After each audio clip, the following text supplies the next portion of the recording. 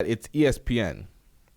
You're bringing the UFC to ESPN. Stephen A. Smith is Mr. ESPN. He's on all the platforms discussing everything.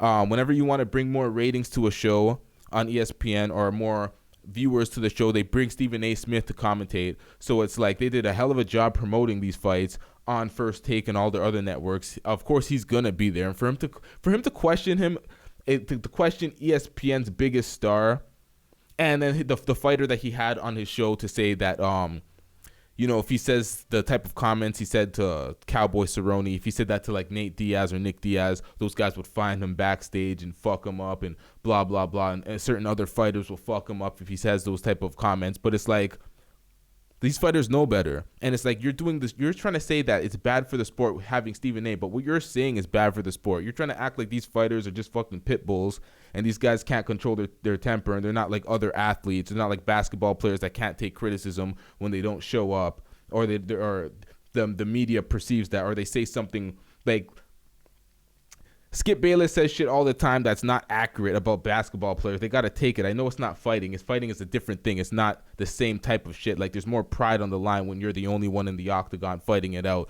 and there's no team behind it, and you're showing up and it's your physical, you're putting your life on the line. I understand it's different, but boxers hear the same shit.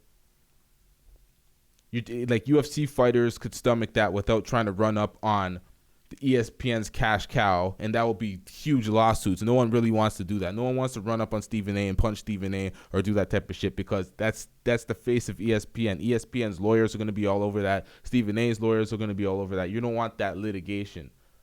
So for me, I completely and utterly disagree with his Stephen A. Smith shouldn't be a UFC commentator or be doing those type of shows with you, because when I watched that, I felt like the energy was great. I felt like the back and forth with Rogan and Stephen A. was good. I wish Rogan spoke his mind more on the actual UFC platform instead of, on his podcast. But, maybe they'll learn and move forward from there. But that's all I got for Blunt Talk with LT episode 67. We're going to be right back at it. Plenty of episodes coming. A couple of interviews coming up soon. We out here. StackWap.com. Yep.